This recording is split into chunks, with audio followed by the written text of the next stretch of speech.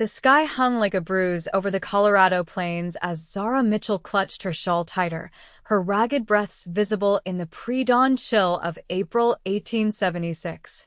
Blood seeped through her threadbare dress where Randall Huxley's whip had found her skin the previous night, but freedom numbed the pain as she pressed forward, leaving behind 5 years of bondage at the Huxley Ranch. Her legs trembled beneath her, weak from 3 days of running with little more than stolen jerky and rainwater to sustain her. The mountains loomed in the distance, their snow-capped peaks promising shelter if she could reach them before Huxley's men tracked her down. Zara had heard the hounds yesterday, their baying carrying across the plains like a death knell, but a sudden thunderstorm had washed away her scent and given her precious hours of lead time. 22 years old and nothing to her name but the clothes on her back and a small pouch containing a silver locket, her mother's only legacy, and $3 stolen from Huxley's desk drawer. Not nearly enough to start a new life, but perhaps enough to keep moving until she found somewhere safe. The war had supposedly freed her, but Zara's reality hadn't changed when Huxley hired her mother as a house servant, paying wages that never quite covered the cost of their room and board. When her mother died of consumption 3 winters past, Zara inherited her debt and position. Huxley made it clear what would happen if she tried to leave. She'd proven him right about one thing. He'd said she was too weak to survive alone in the wild country. Her vision swam as she stumbled across the uneven ground, her body finally giving out as the first rays of sunlight crested the eastern horizon. The last thing Zara saw before darkness claimed her was a wisp of smoke rising from a valley ahead, the promise of human habitation, both a beacon of hope and a harbinger of potential danger. The steady rhythm of hoofbeats infiltrated her consciousness before Zara fully awakened. Panic seized her as she tried to move, only to discover she'd been wrapped in a rough wool blanket and placed on the back of a horse. Her eyes flew open, a scream building in her throat. "Easy now," came a deep, steady voice. "You're safe." Zara struggled upright, nearly toppling from the saddle before a strong hand steadied her. She found herself looking into the weathered face of a man perhaps a few years older than herself, his eyes the clear blue of a summer sky, skin bronzed by sun and wind.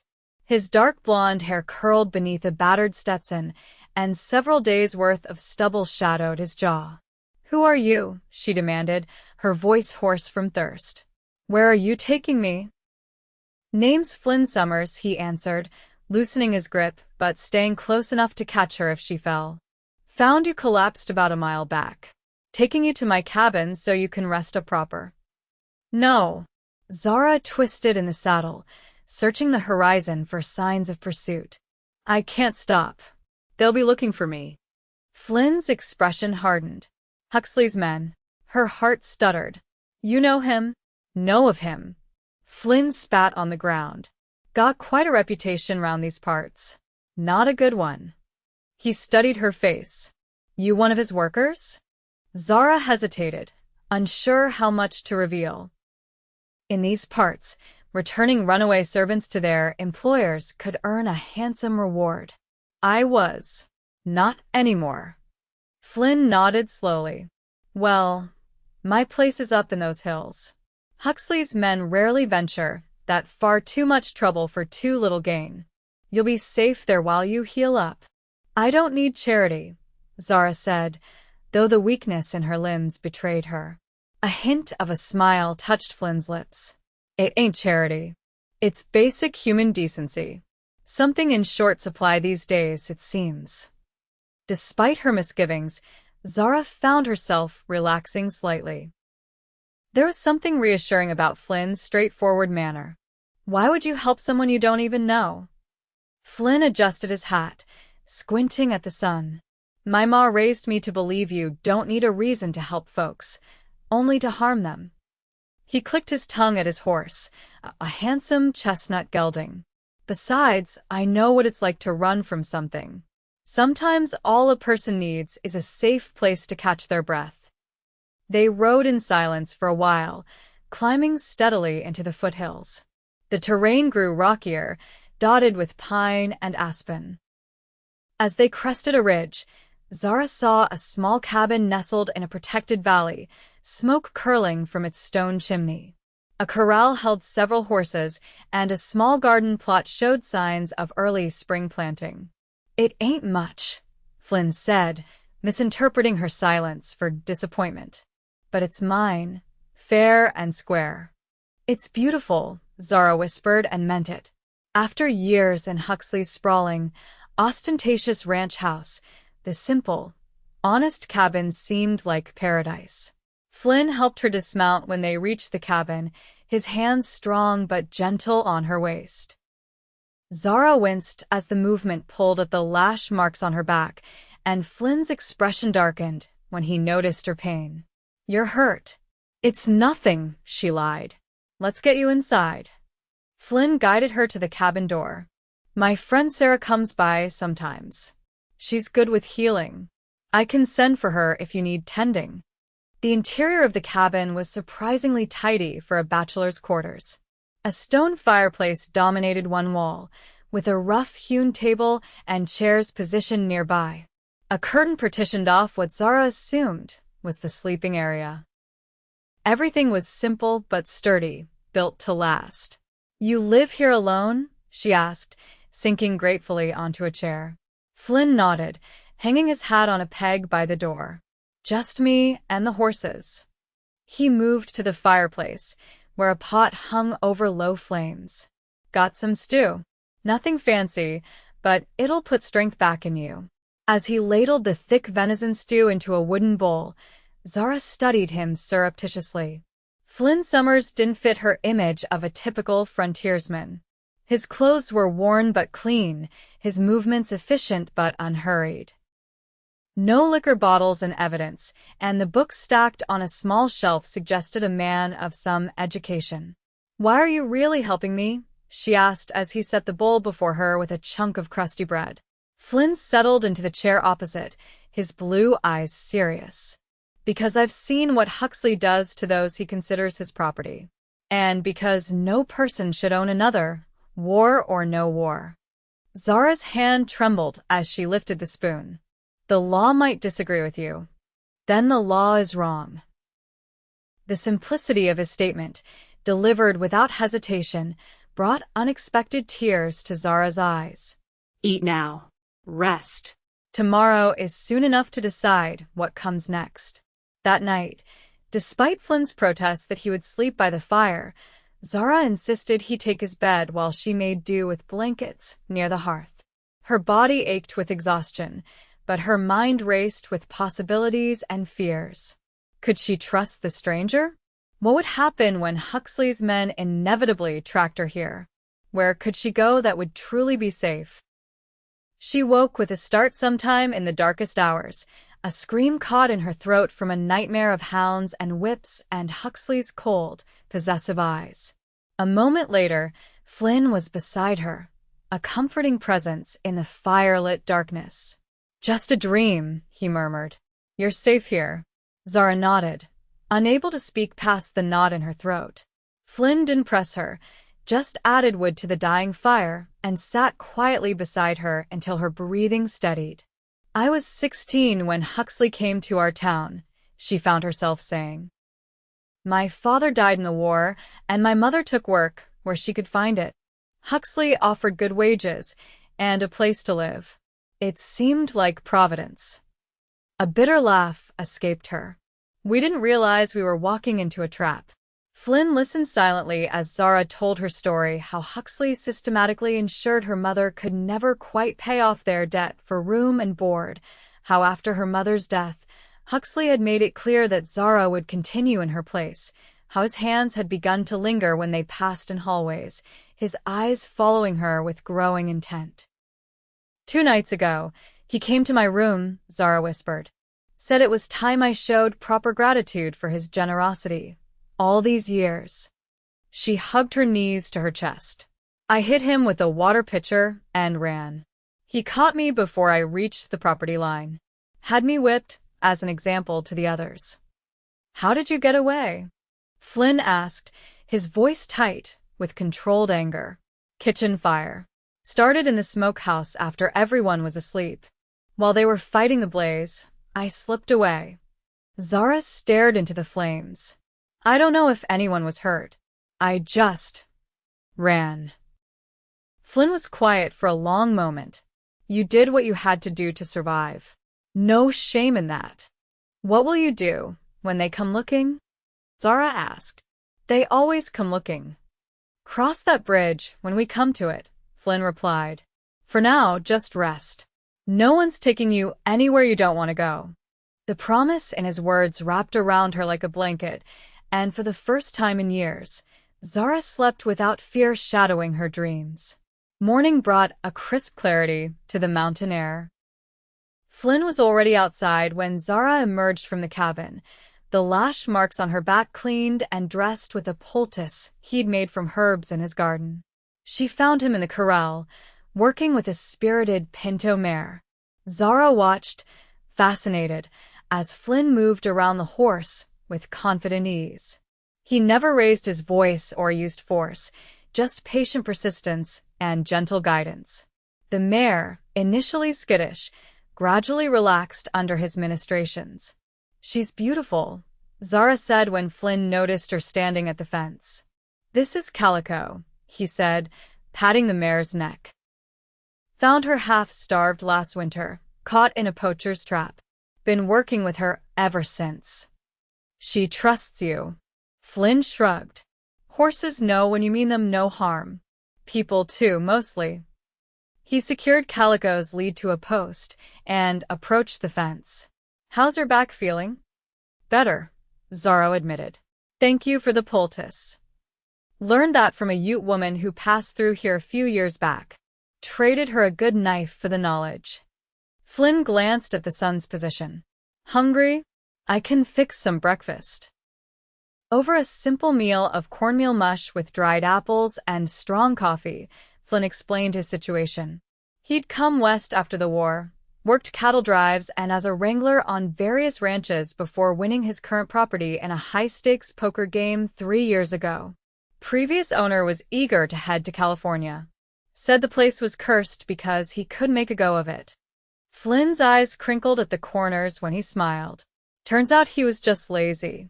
Land's good if you're willing to work it. And you train horses now? Zara asked.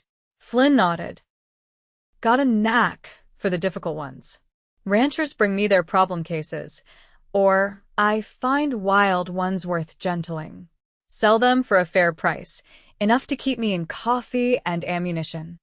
You live very simply, Zara observed, looking around the modest cabin. Don't need much, Flynn replied. Freedom to live as I choose, that's worth more than fancy trappings. He studied her thoughtfully. What about you? If you could go anywhere, do anything, what would you choose? The question startled Zara. For so long, her only thought had been escape, not what might come after. I don't know, she admitted. Somewhere people would see me, not just what I could do for them. Somewhere I could make my own choices. She twisted her hands in her lap. That sounds foolish, doesn't it? Not foolish at all, Flynn said quietly. Sounds like exactly what everyone deserves. Over the next few days, Zara's strength returned. Flynn showed her around his small homestead, the vegetable garden, the chicken coop, the spring that provided fresh water year-round. He taught her how to approach the horses, how to earn their trust with patience and consistency. Never had much patience for men who break a horse's spirit to control it, he told her as they brushed down Calico together. Same kind who think they can own people. Both come from the same root, fear disguised as strength. Is that why you live alone up here? Zara asked. Flynn's hands stilled momentarily. Partly. Town's full of folks with strong opinions about what happened during the war. I fought for the Union, but I don't much care for how things turned out after. Freedom on paper ain't the same as freedom in practice. You sound like you speak from experience. A shadow crossed Flynn's face. My mother was Cherokee. Father was Irish. Neither side much wanted to claim me. He resumed brushing with methodical strokes. Learned early that most folks will judge you for what they see, not who you are. Understanding bloomed between them, a shared knowledge of what it meant to exist in the margins of society's acceptance. That evening, as they sat on the porch watching the sunset paint the mountains gold, the distance between them seemed to shrink. "I should move on soon," Zara said, though the thought of leaving filled her with unexpected sadness. "I'm putting you at risk, just by being here." Flynn turned to look at her, his expression serious. "You don't have to go. Not on my account." Huxley won't stop looking. "Let him look," Flynn said with quiet conviction. "This land has plenty of places to disappear, if need be." The offer hung between them, tempting and terrifying. "Why would you risk so much for someone you barely know?" Flynn was quiet for a long moment. "Maybe I'm tired of being alone," he finally said. "Or maybe I just recognize something in you that reminds me of myself." His eyes met hers. "You don't have to decide now. Just know the offer stands." That night, Zara dreamed not of pursuit but of possibility of mountains and horses, and a life built on choice rather than coercion.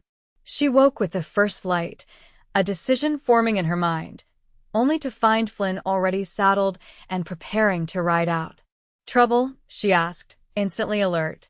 "Just precaution," he answered, checking his rifle. "Spotted smoke signals yesterday. Might be nothing, but I'd rather know for sure if Huxley's men are in the area." He hesitated. "If they come while I'm gone, I know where to hide," Zara assured him, remembering the root cellar he'd shown her, accessible through a trapdoor concealed by a rug. Flynn nodded. "Back by nightfall. Stay close to the cabin." Zara spent the morning tending the garden and feeding the chickens, finding unexpected pleasure in the simple tasks. By midday, clouds had gathered over the mountains, promising afternoon rain. As she returned from collecting eggs, the sound of approaching horses froze her in place. 4 riders appeared on the ridge above the cabin. Huxley's foreman, Davis, and 3 hired guns she recognized from the ranch. Zara dropped the basket of eggs and ran for the cabin, reaching the trapdoor just as hoofbeats thundered into the yard. From her hiding place in the root cellar, Zara could hear the men searching the cabin, their boots heavy overhead. Davis's voice carried through the floorboards. "Summers has to be hiding her. Tracks led straight here before the rain washed them out." "Place looks empty," another voice responded. "Maybe they saw us coming and ran." "Search the outbuildings. She's worth $500 to Mr. Huxley, dead or alive." Zara pressed a hand to her mouth to stifle her gasp. Dead or alive. Huxley never intended to take her back as a servant. This was punishment, pure and simple. The afternoons stretched endlessly as the men searched the property. They found nothing, but instead of leaving, they settled in to wait, helping themselves to Flynn's provisions. As darkness fell, Zara heard them discussing their plans. "Summers will come back eventually," Davis said. "We'll grab the girl and teach him a lesson about interfering in other men's business." Zara's mind raced. Flynn would ride straight into their trap, outnumbered and unprepared. She had to warn him somehow. There was a small window in the root cellar that led to the back of the cabin. If she could squeeze through it and circle around. The rain provided cover for her escape, the steady downpour masking any sound as she wriggled through the window and crept along the tree line. Lightning illuminated the landscape in brief, stark flashes as she worked her way toward the trail Flynn would use to return. She was soaked to the skin and shivering when she heard a horse approaching. Darting into the path, she nearly collided with Flynn's chestnut gelding. "Zara." Flynn dismounted in one fluid motion, his expression alarmed. "What happened?" "Huxley's men," she gasped. 4 of them. Waiting at the cabin to ambush you." Flynn's face hardened. He led his horse deeper into the trees, where they would be hidden from view. "Are you hurt?" Zara shook her head, teeth chattering. Flynn shrugged out of his duster and wrapped it around her shoulders. "We need to get you somewhere dry," he said, looking at the stormy sky. There's a lined shack about 2 miles east. We'll wait out the storm there, figure out our next move. The lined shack was little more than 4 walls and a roof, but it was dry and had a small stone fireplace. Flynn got a fire going quickly, and the cramped space soon warmed. He produced jerky and biscuits from his saddlebag, along with a flask of whiskey. Medicinal, he said with a hint of a smile, offering Zara a sip. The liquor burned down her throat, spreading warmth through her limbs. "What are we going to do?" she asked as Flynn moved about the shack, checking for supplies. "We have options," he replied. "We could head deeper into the mountains, wait them out, or make for Silverton. I know folks there who'd help us." "Us," Zara repeated. "Flynn, this is my problem. I can't ask you to abandon your home." Flynn turned to face her, his expression serious in the firelight. "You're not asking. I'm offering. And it's just a place, Zara. Can build another." "Why?" The question burst from her before she could reconsider. "Why would you give up everything you've built for someone who's brought nothing but trouble to your door?" Flynn crossed the small space to stand before her. Gently, he took her hands in his. "Because some things matter more than a cabin or a plot of land. Because I've spent 3 years up here alone, telling myself it was enough." His blue eyes held hers steadily. "It wasn't. Not until you arrived." The confession hung between them, honest and unadorned. Zara felt something unlock in her chest, a door she'd kept barred since her father's death. "I'm afraid," she admitted. "Not just of Huxley. Of trusting someone again. Of believing I could have something good, and then watching it disappear." "That's a risk we all take," Flynn said quietly. "But some gambles are worth the stakes." Outside, the storm raged on, but within the shack's rough walls, something fragile and precious was taking form. When Flynn's hand came up to cup her cheek, Zara leaned into the touch, allowing herself to trust in the gentleness she found there. Their first kiss was tentative, questioning, neither willing to demand more than the other was ready to give. The second was more certain, a promise exchanged without words. By the third, Zara knew with absolute clarity that whatever came next, she wanted to face it with Flynn beside her. They spent the night talking, planning, learning each other's stories in the intimate confines of the lined shack. Flynn told her of his time in the Union Army, of returning home to find his mother had died in his absence, of drifting west in search of somewhere that didn't require him to be less than he was. Zara spoke of her childhood in Kentucky, of her father's dreams for her education, of her mother's quiet strength in the face of hardship. Dawn brought clearing skies and a decision. They would not run, nor would they confront Huxley's men directly. Instead, Flynn proposed a different approach. "Davis and his men are trespassing on private property," he explained as they rode toward Silverton. "The territorial magistrate owes me a favor. With your testimony about conditions at Huxley's ranch, we might be able to get an injunction against him." "You think the law will side with us against someone as powerful as Huxley?" Zara asked skeptically. "Not all of them. But Magistrate Thornton is an honest man.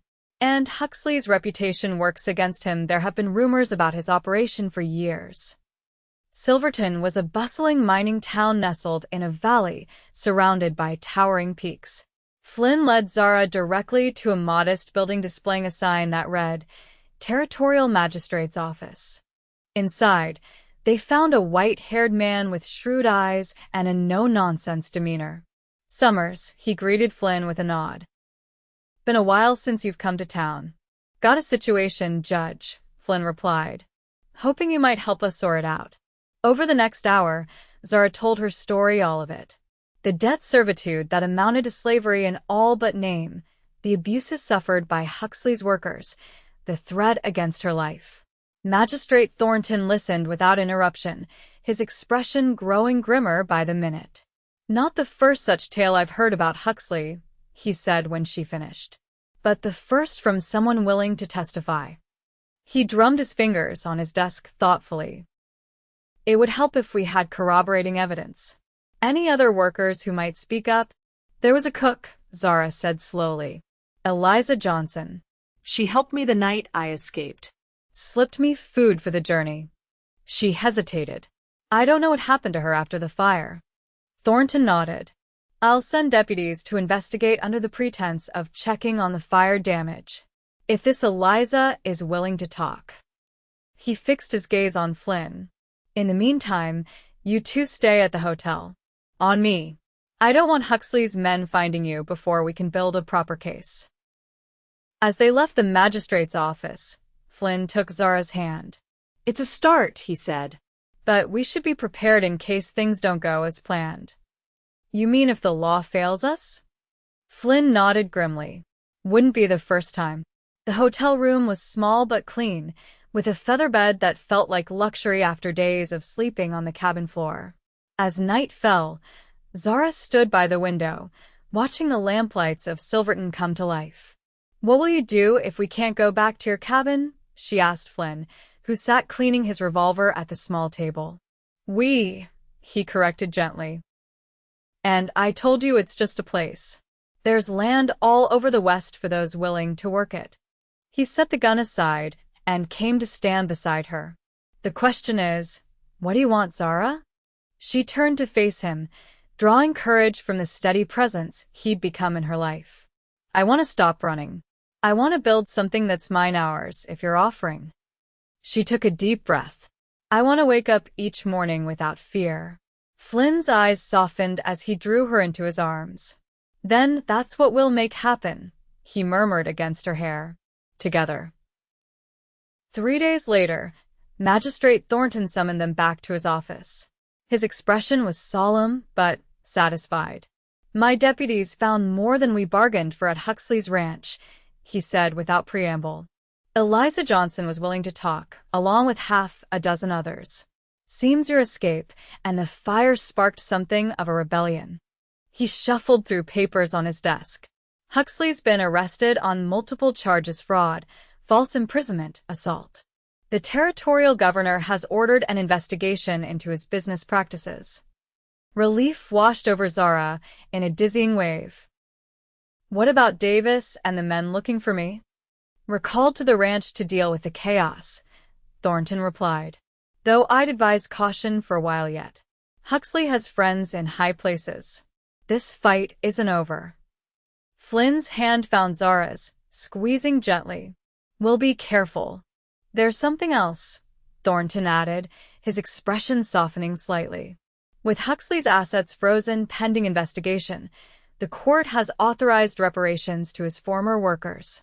Not much, mind you, but enough to make a fresh start. The journey back to Flynn's cabin was tense, both of them alert for any sign of trouble. But the property stood peaceful in the afternoon sun, untouched save for the mess Huxley's men had left behind.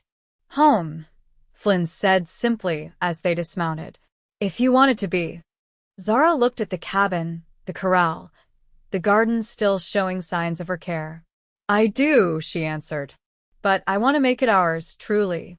No debts, no obligations, just a partnership freely chosen. Flynn smiled, the expression transforming his weathered face. I'd like that very much. That evening, as they sat on the porch watching the sunset, Zara felt a peace she'd almost forgotten was possible. Do you think they'll really keep Huxley locked up? She asked. Hard to say, Flynn admitted. Men like him have ways of slipping through justice's fingers. He turned to face her, taking her hands in his. But whatever comes, we'll face it standing tall. No bowing, no scraping, no yielding what's rightfully ours. I never thanked you properly, Zara said softly. Not just for taking me in, but for seeing me, really seeing me when for so long I felt invisible. Flynn brought her hands to his lips, kissing each one with reverence. You never need to thank me for treating you as you deserve, and you never need to fear that I'll ask for more than you freely give. In the years that followed, their partnership blossomed into a love story told throughout the region. Flynn's horse training business grew, supplemented by Zara's unexpected talent for breeding sturdy mountain ponies. They built a larger cabin with room for the children who eventually came 2 daughters and a son, all raised to know the value of freedom and the strength found in compassion. Huxley eventually secured his release through powerful connections, but his reputation was irreparably damaged. He died a bitter man, his empire crumbled to dust, while the lives he'd sought to control flourished beyond his reach. On their 10th anniversary, Flynn presented Zara with a silver pendant he'd had made in Silverton, a horse in full gallop, unrestrained by bridle or saddle. "To remind you," he said as he fastened it around her neck, "that some spirits are meant to run free." Zara touched the pendant, then leaned forward to kiss the man who had taught her that love didn't require submission, only the courage to stand as equals beneath the vast western sky. "I haven't forgotten," she whispered against his lips. "Not for a single day."